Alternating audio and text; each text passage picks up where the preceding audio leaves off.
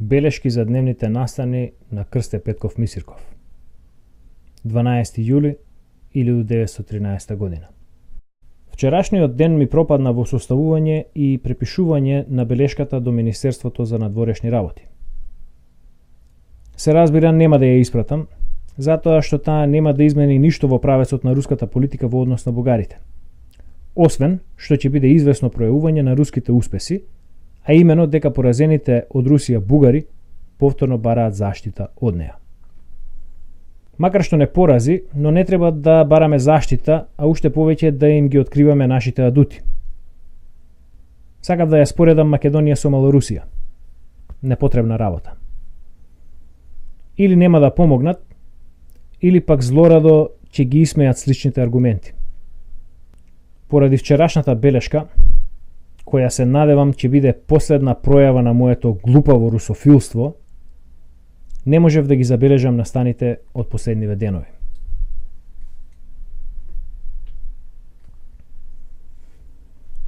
Од официјалното соопштение на Русија во врска со балканските прашања, Јужни крај од 9.7.1913, заслужува да биде забележено следново. Русија, како впрочем и сите други држави, не може да дозволи претерано намалување и понижување на Бугарија. Не следејќи никакви други цели, освен што поскоро смирување на Балканот, Русија е уверена дека сите големи држави ќе имаат исти погледи во тој однос. Русија не може да дозволи претерано намалување и понижување на Бугарија, а дозволи и организира со помош на балканските народи и држави што ги заштитуваше, понижување и намалување само во рамките на рускиот империализам. Сепак и сега мора да се направи нешто на што руските словенофили подоцна ќе може да се потпрат, трубејќи за руската ослободителна и смирувачка улога на Балканот.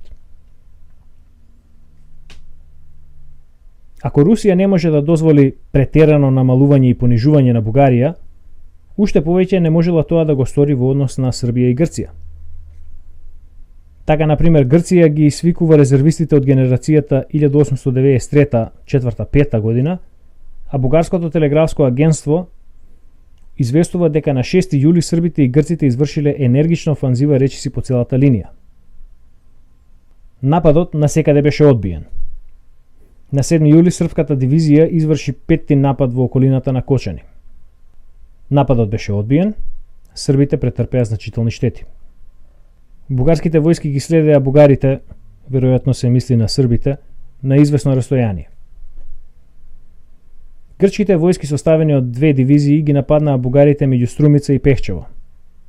Војските од првата борбена линија сами се бореа против тие сили и не само што го запреа нападот, туку и извршија контранапад. Ги поразија грците и ги натераа во бегство. Бугарите ги следеа грците до настапувањето на мракот, кој ги спаси последниве од целосен пораз. Јужни крај, 10.7.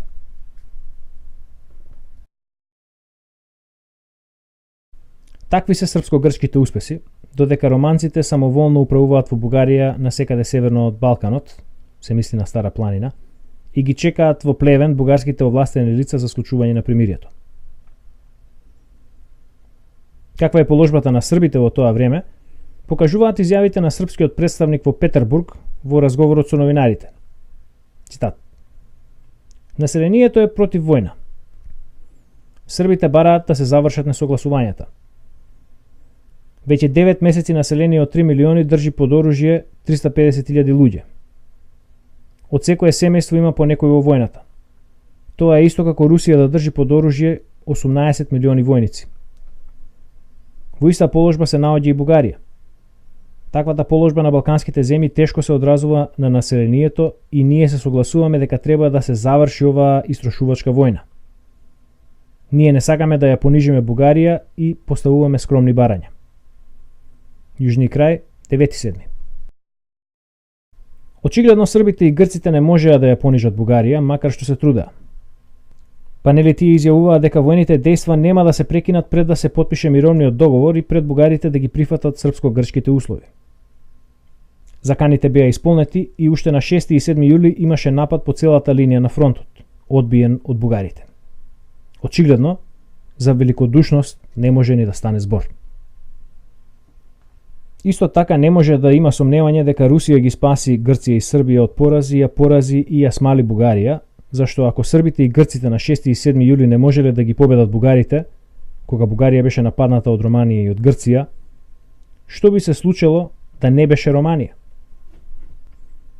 А на Романија не само што и беше дозволено да изврши напад, туку и директно беше подбуцната од руската влада, по поттик на руските словенофили и империалисти, во кои спаѓа партијата Сојуз 17 октомври.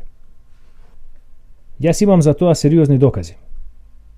Тие докази може би сведочат и за известна штета што им ја направив на бугарските интереси со својата отвореност. Но мојата отвореност е подобра од подмолноста што ја пројавија во однос на нас, бугарите, руските империалисти. Ако русите имаа своји политички идеали, очигледно и нам тоа ни е дозволено.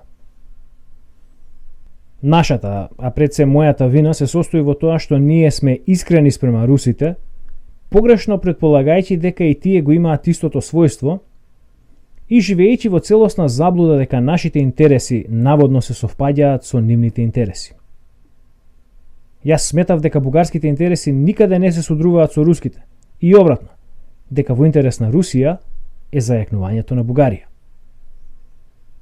Се покажа поинаку. Русите мечтаеа за Адрианополскиот вилает заземен во октомври минатата година од бугарските војски, како за параван за поседување на протоците. Меѓутоа бугарите не само што инсистираа да го зачуваат Адрианополскиот вилает, туку го бараа и крај брежјето на Јадранското море и сакаа да тргнат дури и на Константинопол. А и Гучуков, кој бил на чаталџиските позиции како представник на СДС Зонов, ги убеди бугарите да се откажат од походот на Константинопол и од крајбрежјето на Мерменото море и да се согласат само за границата Мидија, Ергине, Марица, Енос. Бугарија попушти и беше склучено примирие. Гучков со Данев се вратија во Лозенград, каде што разговарав со нив. Кога за време на разговорот дознав за границата Мидија, Ергине, Енос, јас реков со известна озлобеност: оваа граница не е потребна на Турција, туку на тие што сакаат да го поседуваат Константинопол. Понатаму му кажав на Гучков дека го покренав прашањето за автономија на Македонија, што се разгледуваше на позициите на Чаталџа. На 25 октомври испратив од Одеса во Петербург до Министерството за надворешни работи со одветна белешка и копија од неа до Бугарското Министерство за надворешни работи. При тоа додадов дека кога ја напишав оваа белешка, нејзиниот концепт му го покажав на бугарскиот конзул во Одеса, при што последниот изјави дека тоа е спротивно од желбите на бугарската влада и направи известни измени. Оваа моја отвореност може би многу наштети. Уште една моја изјава може би не му се допадна на Гучков. Јас реков дека Скопје, Куманово, Тетово и Дебар се чисто бугарски градови и ние ќе ги побараме назад од србите како компензација кога тие ќе ја освојат Босна и Херцеговина. Мојата острина делумно се објаснуваше со потценувачкиот однос на Гучков спрема бугарите. Зборувајќи за одеските избори, Гучков со подсмев ги нарече бугарски избори. Затоа јас реков дека линијата Мидија, Ергине, Енос им е потребна на оние што сакаат да го поседуваат Константинопол.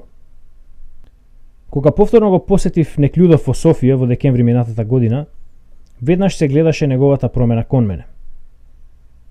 Пред да се појави, ме остави да чекам половина час. А потоа, кога се збогуваше, излезе пред мене, што не се случи за време на мојата прва посета. Значи јас направив штета со мојата искреност. Но нема ли да биде голема вообразеност да се смета дека зборовите и расположението на одделно лице може да го изменат односот на руската влада кон бугарската влада и народ.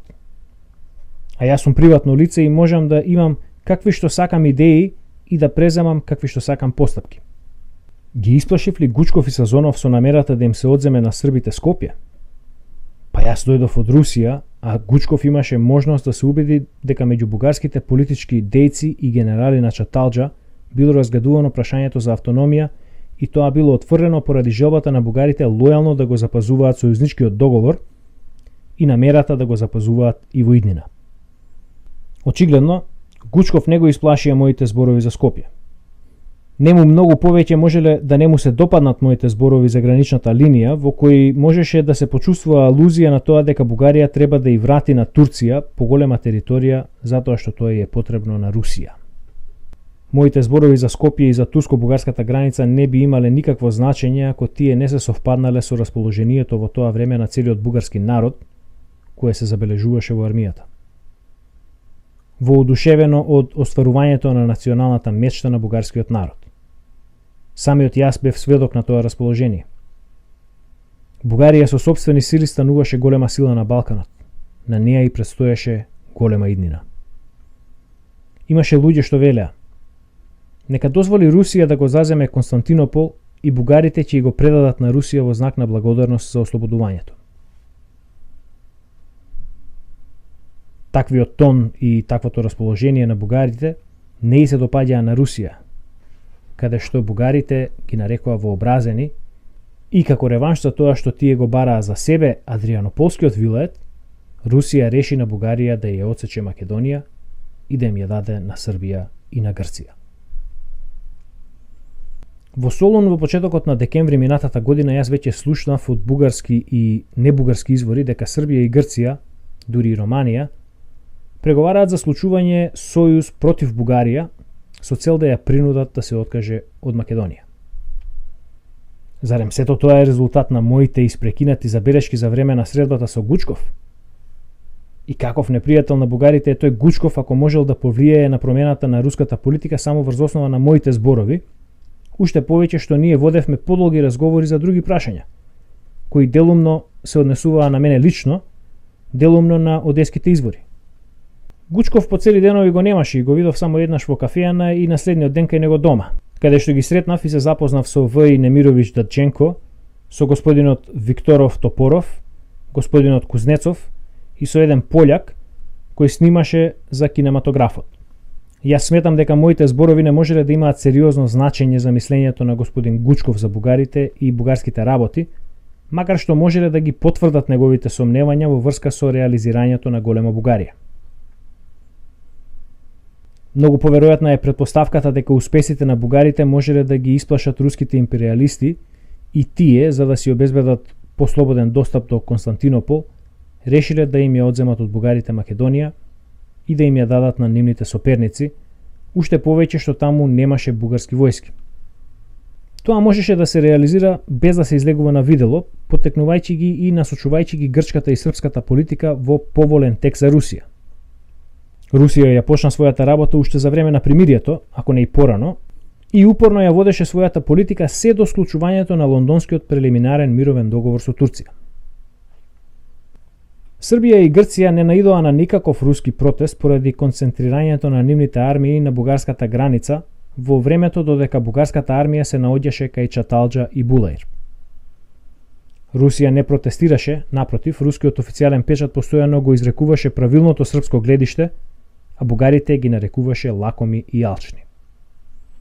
Тогаш јас, како македонец, се обратив до Гучков со писмо до думската фракција и до Сојузот 17 октомври, во кое укажував на лојалноста на бугарите во однос на србите во времето кога Гучков бил уште на Балканот. Понатаму јас пишував дека Русија нема право да им пречи на бугарите да го осварат обединувањето на бугарскиот народ. Бугарскиот карактер на Македонија го докажував со упатување на Сан-Стефанскиот договор, според кој Македонија, како бугарска земја, беше вклучена во бугарското кнежевство и дека затоа Русија, ако не сака да добие непријатни за себе заклучоци дека Сан-Стефанскиот мировен договор со вклучувањето на Македонија во составот на Бугарија од Сан-Стефанска голема Бугарија требало да создаде руско наместништво на Балканот, треба и сега да настојува србите да го запазат српско-бугарскиот сојузнички договор во врска со Македонија. Писмото беше напишано во Кишинев и беше испратено околу 10 мај. Во времето кога беше одржан говорот на Пашич во собранието, по донесувањето решение од Санкт-Петерсбуршкото словенско општество да им се испрати телеграма на господин Гешев и господин Пашич со молба да го реализираат примирието, јас испратив до Санкт-Петерсбуршкото словенско доброволно општество белешка, чија копија испратив до господин Родзјанко во Петербург и друга до Кисимов во Одеса. Ми се чини дека таа беше испратена од Кишинев на 15 или 17 мај оваа година. Во неја укажав на коректноста на Бугарија и на тоа дека коалицијата на несловенските држави против словенска Бугарија, србите ја подготвиле уште од декември 1912 година. Таму пишував и за тоа дека србите за таа коалиција ја придобили Романија. Само еден месец подоцна почна војната меѓу Бугарија и другите балкански држави. Сам Петерсбуршкото добротворно словенско друштво, фракцијата на октомвристите, господин Родзјанко, Гучков, а да не зборуваме за Министерството за надворешни работи и за руската влада, сите знаеја за подготвувањето на несловенска коалиција против Бугарија и што направија. Или молчеа, или ја исмејуваа Бугарија преку официјалниот вестник Русија, кој ја ставаше во наводници веста за вчудовидувачкиот или депримирачкиот впечаток што го извршил говорот на Пашич во собранието врз бугарските општествени кругови во Софија. Русија ги исмејуваше и резолуциите на македонците во Софија за неделивоста на бугарската татковина. Руските политички кругови не беа задоволни и од телеграмата со одговорот на царот Фердинанд. Се разбира дека моите белешки од 7 мај до Министерството за надворешни работи, од 10 мај до Гучков и од 15-16 мај до Словенското добротворно друштво и до Розјанко исто така не представија како немирен и непослушен народ. Моите белешки беа особено непријатни поради отвореноста и се случи тоа што се случи. Русија не само што не сакаше да води сметка за нашите национални права, но исто така реши да ја понижи Бугарија и да ги намали нејзините освојувања. Јасно беше дека Србија и Грција, кои ги прекршија своите обврски спрема Бугарија, ќе беа поразени од бугарите. Тогаш Русија ја поттикна Романија против Бугарија, ги спаси Србија и Грција од поразот, напротив им обезбеди слава на победници и им ги подели земјите на левиот брег на Вардар.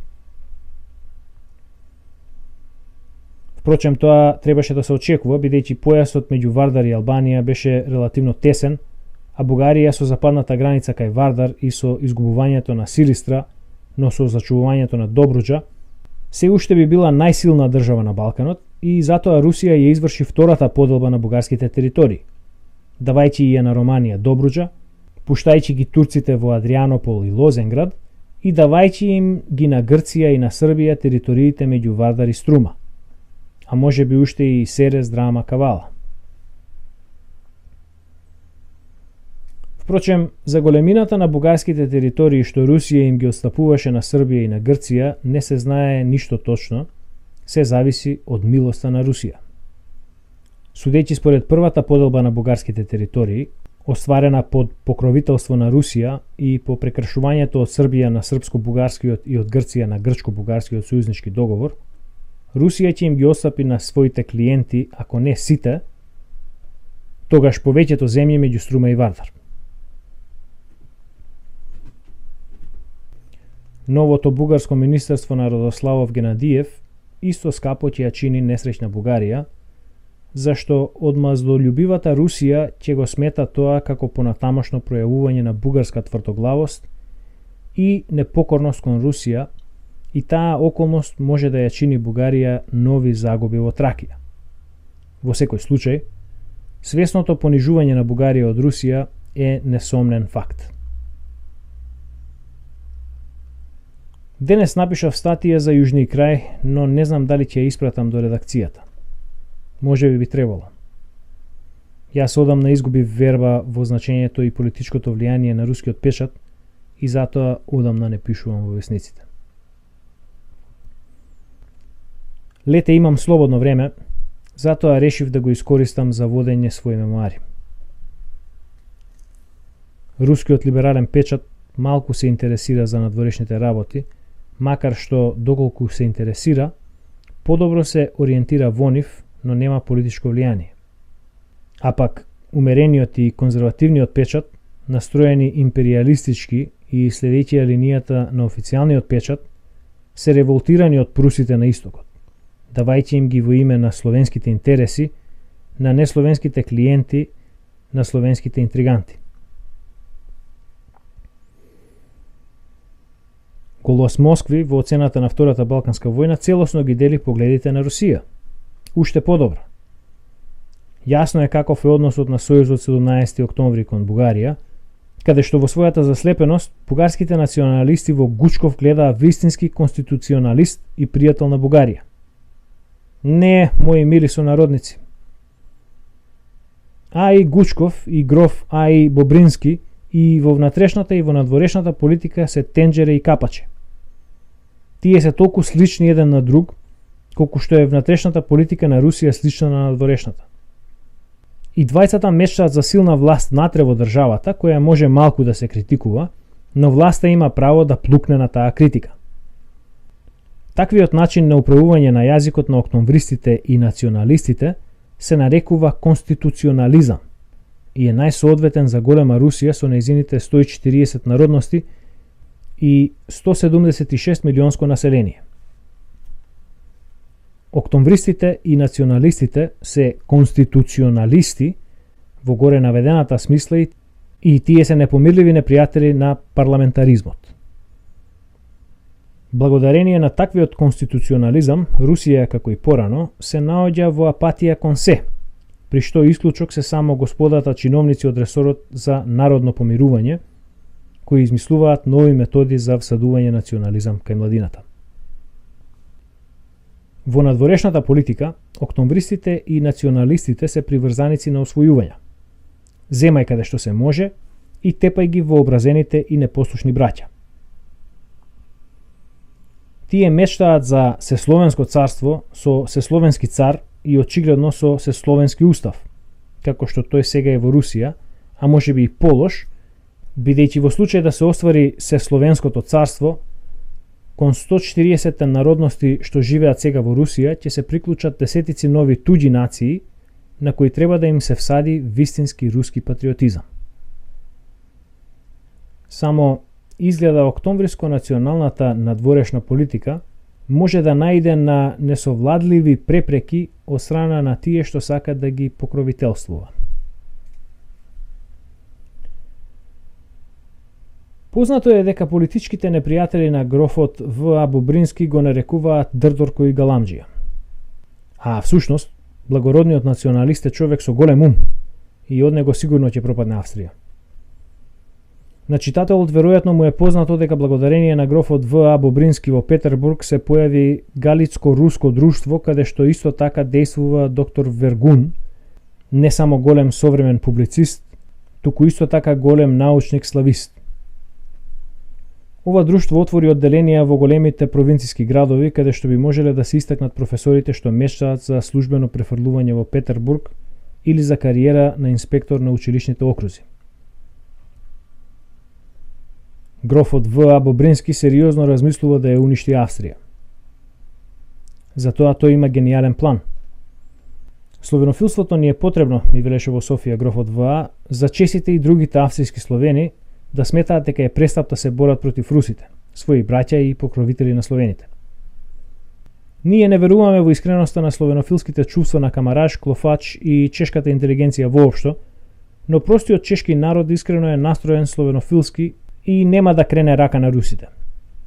Значи, словенофилството на грофот В.А. Бобрински сметаше на дезертерството и на државното предавство на австриските словени, кои отпрвен би го олесниле поразот на австриските словенски полкови, а потоа и на германските и на унгарските. Еве колку е итар грофот В.А. Бобрински. А уште велат дека е дрдорко. Но сепак не излажа и издрдори во 1910 година, кога чесите и русите меѓусебно се лажеа, секој по своје сваќајќи ја словенската идеја и преправајќи се пред надворешниот свет дека за се солидарни. Србите и бугарите тогаш исто така правеа словенска политика, трудејќи се да си ги одземат еден од друг симпатиите на Русија. Во Софија ручеци и здравици, но царот Фердинанд разумно замина од Софија, земајќи го и наследникот. Србите решија да ја искористат оваа грешка на бугарите и ги поканија грофот В.А. Бобрински и другите љубители на кралската маса на чаша чај. Поради тоа, тие сега и ја добија Македонија. Ах, таа словенска политика. какви изненадувања му приредува на светот. Бугарите изнаградија стотици споменици на гробовите на јунаците од последната руско-турска војна. Србите предизвикаа скандал на Конгресот на новинарите во Белград во 1911 година. И сепак, на србите им дадоа, а на бугарите им одзедоа. Тука победи чашата чај што ја испил грофот В. Бобрински на кралската маса на именденот на кралот Петар во 1910 година, како и желбата на грофот зголемена Србија да му даде поддршка за уништување на Австрија. Кутрата Австрија, а уште повеќе кутрата Бугарија. Грофот Бобрински, а по него и сите други грофови во Русија, сите националисти, октомвристи, кариеристи и други љубители на политиката на силна власт и нови освојувања, се исплашија од Прусот на истокот, го замразија поради неговата надметност и црна неблагодарност на Русија и во име на интересите на словенството ги раздадоа бугарските територии на романците, на грците, србите, дури и на турците.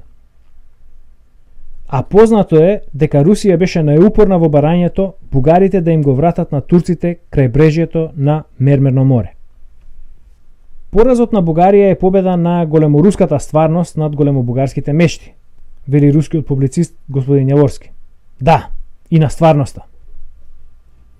Но еве што е интересно. Како тоа ќе се одрази на словенските чувства на австриските словени?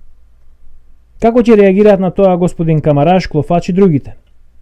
Дали и понатаму ќе ги залажуваат своите простодушни сонародници со тоа дека постои словенска солидарност и понатаму ќе го поддржуваат нивното државно предавство? Нели последнава војна покажа дека рускиот национализам не го признава националниот принцип кај другите словени? Рускиот национализам не знае другите словени да ги почитува како рамни на себе, тој знае само да ги казнува и да помилува. А исто така кај словенските народи бара само орудие за империалистичките идеи на грофот Бобрински. Кој е против Австрија, тој му е потребен на рускиот национализам.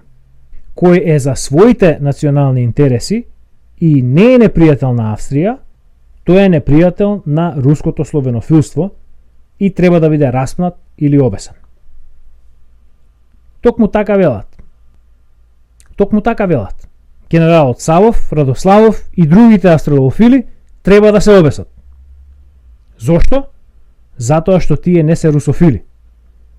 Добро е што во Бугарија не бесат за политички убедувања и што Бугарија, благодарение на Берлинскиот конгрес, стана независна држава и ја избегна судбината што ја подготви Сан-Стефанскиот договор.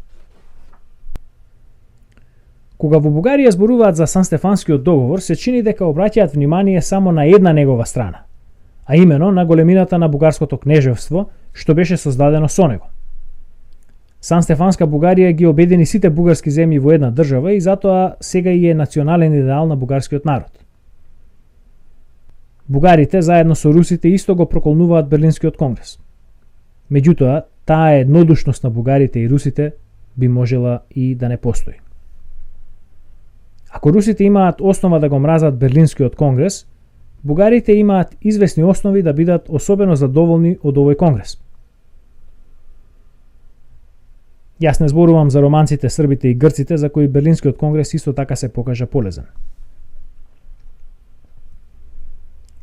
Без Берлинскиот конгрес, Сан-Стефанскиот мир би имал исто значење како и Ништатскиот, Букурешкиот или Верелскиот мир. Сан-Стефанскиот мир би бил одделен мировен договор меѓу две држави, победник и победен, кој не ги засега другите држави. Русија, која сама се бореше со Турција и самата случи мир со неа, би имала апсолутно од никој неограничено право над Бугарија. Царот ослободител би можел да ја даде на Бугарија целосна самоуправа, но неговиот наследник од една или од друга причина би можел да ја ограничи самоуправата и постепено Бугарија би можела да се претвори во задунавска или балканска Финска, а потоа и во задунавска, задбалканска и македонска губернарија, слично како Бесарабија. Берлинскиот конгрес го оневозможи тоа. Решенијата на Берлинскиот конгрес од гледна точка на руските интереси беа негативни во секој поглед. Од гледна точка на бугарските интереси, Тие беа делумно разурнувачки, а делумно творечки и извонредно важни. Тоа што е разурнато од Берлинскиот конгрес, од гледна точка на бугарските интереси со текот на времето може да се поправи, макар и со големи жртви, но тоа што го направи овој конгрес за бугарите не може да се купи по цена на никакви напори. Берлинскиот конгрес и ги одзеде на Русија незините освојувања и ги претвори во општоевропска сопственост. Откако го направи тоа, на дел од бугарите им даде целосна политичка слобода, на другите им даде речиси целосна слобода. Третите, Македонија, ја остави под власта на Турција, ветувајќи дека ќе ја олесни состојбата. Кнежевството Бугарија и автономната Источна Румелија од поседи освоени од Русија се претворија во земји што се наоѓаат под општо покровителство на големите држави. Надзорот на руските власти беше отстранет од бугарскиот политички живот и Бугарија од руско освојување и руска автономна провинција стана сосема независна држава. Дури Берлинскиот конгрес ја претвори руско-турската војна од 1877-78 година од освојувачка во ослободителна. Ја ослободија Бугарија и им ја подарија на бугарите. Но ја подарија во Берлин, а не во Сан Стефано и не во Петербург. Без разлика дали ја подарите Русија или Европа, дали едноставно Европа во Берлин им ја зеде Бугарија на русите и му ја даде на бугарскиот народ, останува фактот дека Берлинскиот конгрес е колевка на бугарската независна држава. Берлинскиот конгрес ја уништи бесилката за политички убедувања и сега во Бугарија одлично свикнуваат и имаат полна рамноправност и исти политички слободи и мечтателите русофили и реалистите русофоби. Бугарите почнаа да ја користат политичката слобода, наидувајќи на отпор кај руските воени власти што останале привремено по војната. Јас не сум подробно запознаен со несогласувањата меѓу бугарите и руските власти, а не ги знам ни особеностите на режимот на Стамболов, толку непријатен за русите, но можам да претпоставам дека руските власти дале повод бугарите да не бидат задоволни од нив. Во 1910 година разговарав со рускиот вице-конзул во Бургас, господин Менделиев, и од него слушнав за непријателскиот однос на бугарите спрема русите. Ова, меѓу другото, се пројави во тоа што бугарите инсистираа да се поплочи просторот пред зградата на руската амбасада во Софија, кој порано бил градина. Колку е тешко од овој детаљ да се свати основаноста на жалбите што им ги припишуваат русите на бугарите. Како и да е, благодарение на Берлинскиот конгрес, бугарите стана независен народ, станаа ковачи на својата среќа. Таквата независност наидуваше на отпор кај руските власти, кои беа незадоволни од соединувањето на Источна Румелија и кнежевството Бугарија и почнаа да им се одмаздуваат на бугарите во Македонија, каде што руските конзули почнаа да ја покровителствуваат српската пропаганда, а руската влада не сметала за потребно да го покрене прашањето за примената на 23-тиот параграф од Берлинскиот договор во Македонија. Одмаздата на русите спрема бугарите, час во погруба, час во пофина форма, продолжуваше цели 35 години по ослободувањето, додека не заврши годинава со првата и втората поделба на бугарските територии меѓу другите балкански држави. Јас, како македонец, како приватно лице, во мојата белешка до Словенското добротворно друштво, пишував дека ако Србија нема да го исполни сојузничкиот договор, ние македонците ќе бараме да се избрише Србија од картата на Европа. А следуваше друго. Сериозните и одговорни раководители на надворешната политика, без да се закануваат, молчешкум ја испланираа и ја остварија двојната поделба на бугарските територии. Дали тоа не е ситничарско, жестоко и одмазнички? Па ние се заканувавме барајќи за себе слобода. А тие, руските ослободители, зошто тие не поробија да ја спречат Бугарија да ни ја олесни судбината? Од страв пред обединетиот бугарски народ. Полска ја поделија поради немањето во неа силна власт, поради анархијата. Иако кога таму почна да се создава силна државна власт, исто не ја поштедија. Бугарија ја поделија поради тоа што во неа имаше силна државна власт и се најавуваше нејзината кандидатура за водач на Балканската коалиција. Русија, ослободителката на Бугарија, се плашеше од засилување на бугарскиот народ и таа изврши 2 поделби на териториите населени со бугарски народ. Во Русија не може да се чуе такво противење. Во Русија може да се чуе такво противење. А каква поделба на Бугарија? Нели поранешните територии на Бугарија остануваат незини, со исклучок на Добруджа која преминува кај Романија. Србија и Грција ќе ги зголемуваат своите територии само на сметка на бугарските освојувања, а сосема не на сметка на Бугарија. Тоа е делумно точно. Меѓутоа, бугарската татковина до 1877-78 година целата беше под турско владење. Руско-турската војна ослободи дел од Бугарија, а втората половина на Бугарија остана под турско робство. Таму за таа втора половина на Бугарија, која се наоѓаше под турско владење, бугарскиот народ водеше тешка и исцрпувачка војна во сојуз со другите балкански држави, заснован на специјални договори. Откажувањето од признавање на склучените договори е првото ограбување на бугарскиот народ, првата поделба на единствената неделива бугарска татковина. На првата поделба и покровителствуваше Русија. Во втората поделба на Бугарија, учеството на Русија е очигледно за сите. Се повтори историјата со Полска во поужасна форма отколку што беше во крајот на 18 век. Интересно е што би рекле чесите, ако поразот на Австрија би ја ставил нивната татковина во положбата на Бугарија, и ако судбината на чешкиот народ, благодарение на руското славенофилство, би се повторила со сите искушенија претрпени од бугарскиот народ. Јас сметам дека чешкиот народ не би се чувствувал особено среќен и не би бил благодарен на судбината што му припаѓа на словенското племе и со жалење би се сеќавал на своето славенофилство и на своите заблуди, кои тој наивно ги сметал како сигурни средства за постигнување на национално ослободување, слобода и среќа.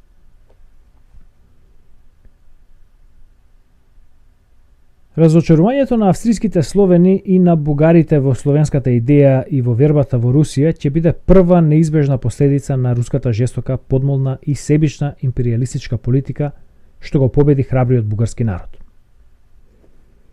Тогаш грофот Бобрински нема да има 25 милиони словенски сојузници за уништување на австро-унгарската монархија. 5 милиони бугари исто така за секогаш се изгубени за Русија. Веројатно сега Русија ќе игра најистакната улога во протерувањето на турците од Адрианопол до линијата Мидија-Енос. Тоа нема да ја смири Бугарија со Русија, но ќе ја скара со Турција. 20 милиони турци исто така ќе преминат кон Тројниот сојуз. Бугарија може да се помири со загубата на Добруджа и да бара зближување со Романија и со Турција и со Тројниот сојуз, за да може да го сврти сето свое внимание на западната граница, на борбата со Србија и Грција заради Македонија. Загубата на Романија исто така ќе ја лиши Русија од симпатиите на 8 милиони романци. Општо земено, поразот на Бугарија ќе ја чини Русија создавање на опозиција од 60 милионско население на Австрија, Романија, Бугарија и Турција, кои во случај на војна ќе дадат околу 2 милиони војници на целиот простор од Кавказ се до Карпатските планини.